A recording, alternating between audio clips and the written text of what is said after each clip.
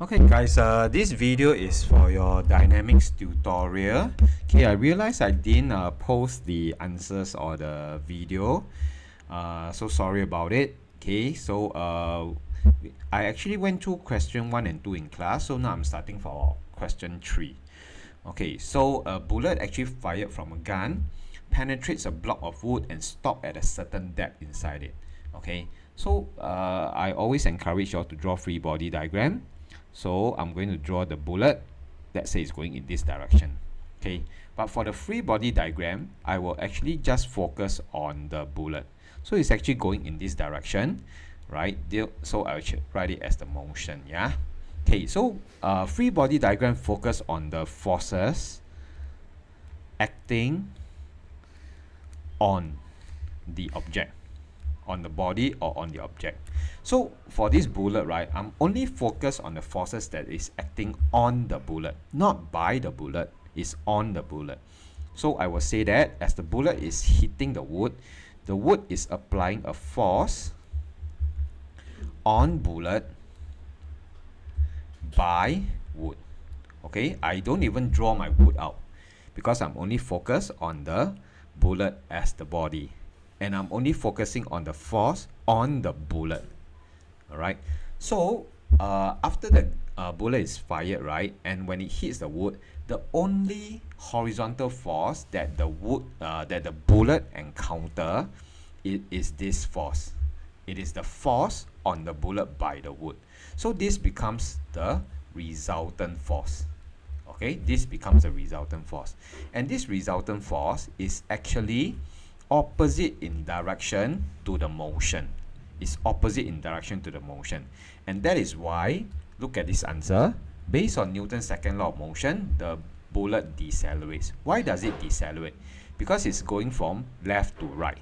The motion is left to right, but F net is in the opposite direction. There is a resultant force applied on the bullet in the direction that's opposite to its motion. Therefore, it will slow down. Okay, state another effect of the force that acts on the bullet. It changes the shape of the bullet. Okay, yeah. So describe how Newton's third law applies to this example.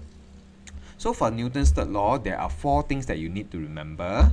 They must be equal in magnitude, same kind of force.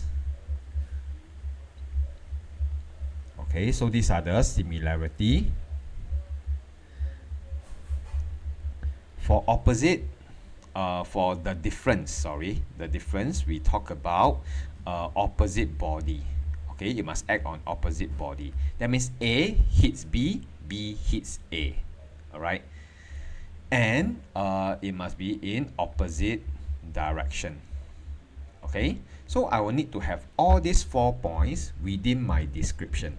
So you read the answer. Based on Newton's third law of motion, when the bullet applies a normal force on the wood, right, the wood applies an equal, so it's equal in magnitude and same type of force, because the bullet applies a normal force, the wood applies a normal force back, which is equal, but it's in the opposite direction and they are acting on opposite bodies. So this is how you describe.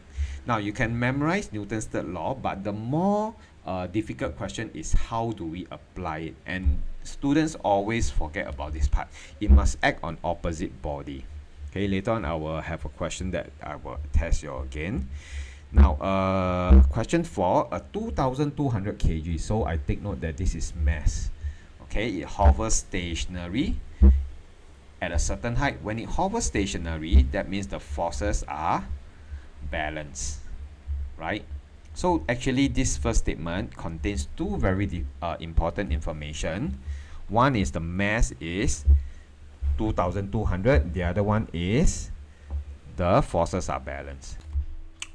Okay, so they want us to draw a free body diagram of the hot air balloon. That means I will only focus on the hot air balloon and all the forces that act on it. Okay, so I would have the hot air balloon, just a rectangle will do. It's going to have weight. Alright, then how does it stay stationary at a certain height? There must be this lift force. Okay, so this is the free body diagram. Okay, and write down the magnitude.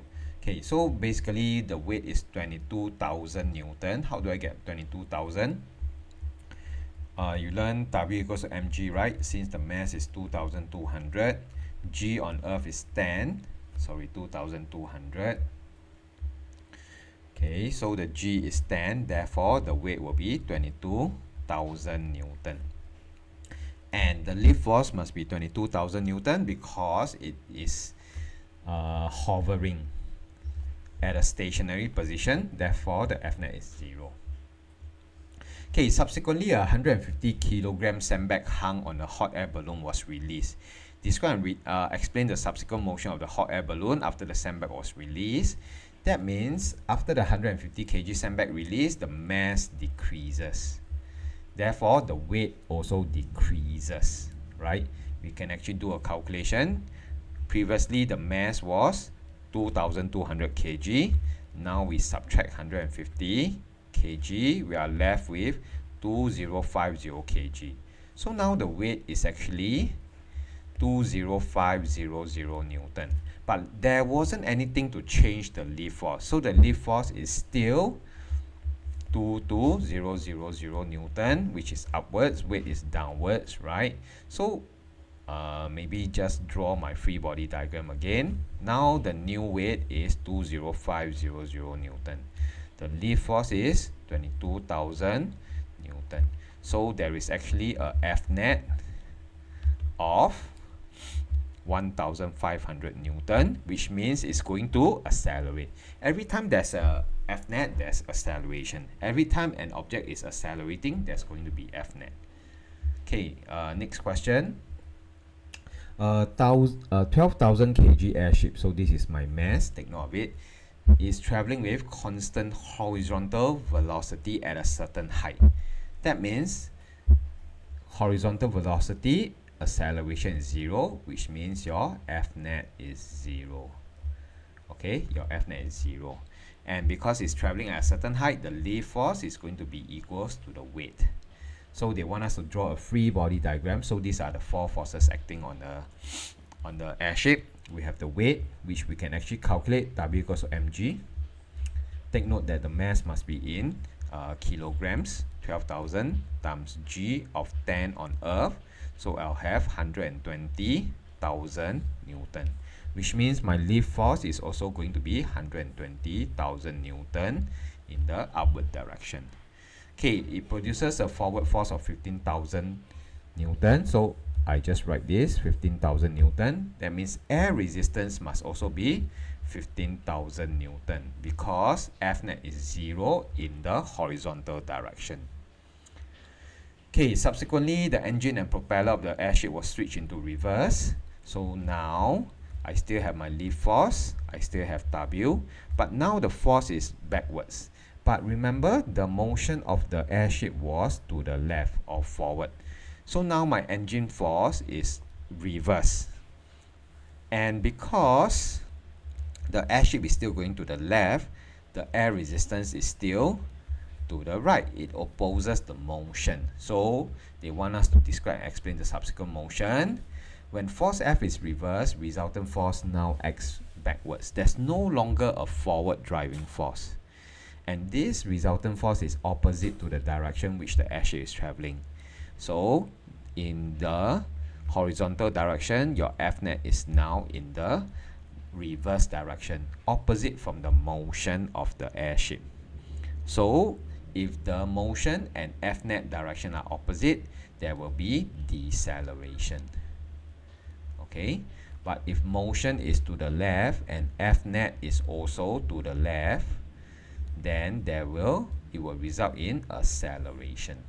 Okay, but in this case, because it's opposite direction, the airship will decelerate. Okay, question 6.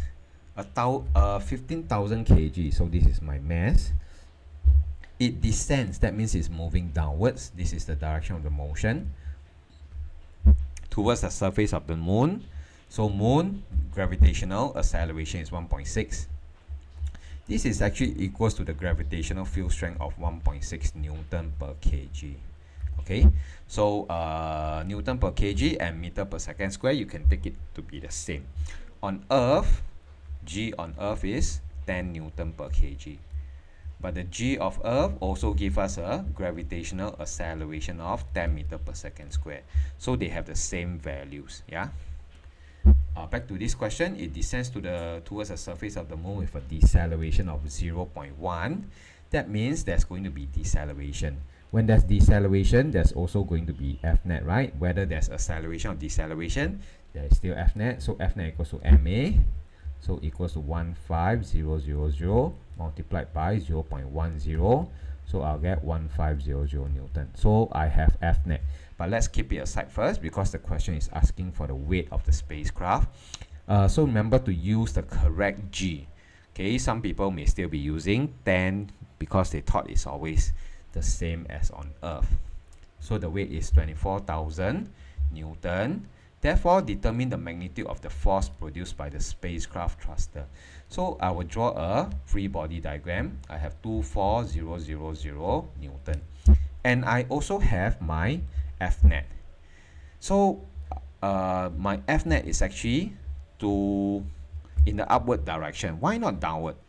If my Fnet is downwards, alright, that means this spaceship is going to accelerate, right? But in this question, sorry, just now I said if the motion is downwards and if my Fnet is downwards as well, like here, then it will accelerate. But the question asks give us the information that it is decelerating. Therefore, my Fnet must be in the upward direction. Okay, so they're asking for the magnitude of the force produced by the spaceship thruster. Some of you may not know what's a spaceship thruster, but it is just something that provides a thrust force. Alright, so in this case, the thrust force must be upwards. Right, it doesn't want the spacecraft to crash, so it must provide an upward force. And how much must it provide? It must provide 24000 plus 1500 to give me 25500 Newton. Why do I add it up? Because the Fnet is upwards. Okay, and the spaceship thruster must be acting upwards. If not, the whole spaceship will just go crashing down.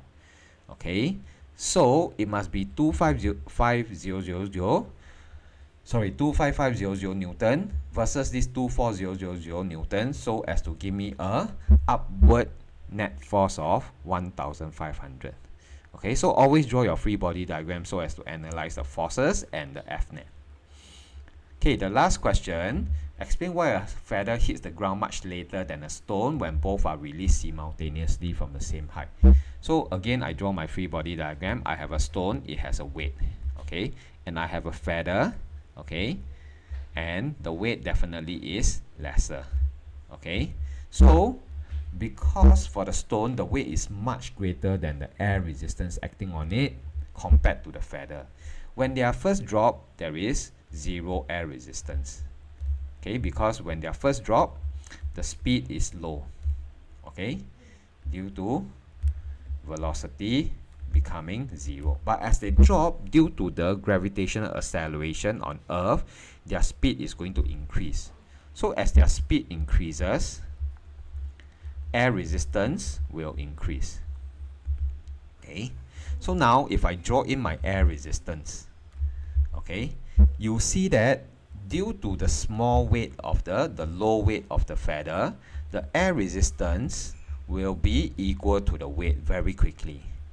But because of the stone's weight is larger, so there is still a Fnet downwards. But for here, air resistance is equal to Fnet. Air resistance is equal to weight, so the Fnet for the feather becomes zero. That means there's no longer going to be an acceleration, right? Acceleration is zero for the feather, so it will move with constant speed. So while the feather is still moving with constant speed, okay, the stone is still accelerating because it has a Fnet. So there's going to be acceleration. So the velocity is going to increase, right? So that's why the stone will reach the ground first. Okay, you can read the explanation for here.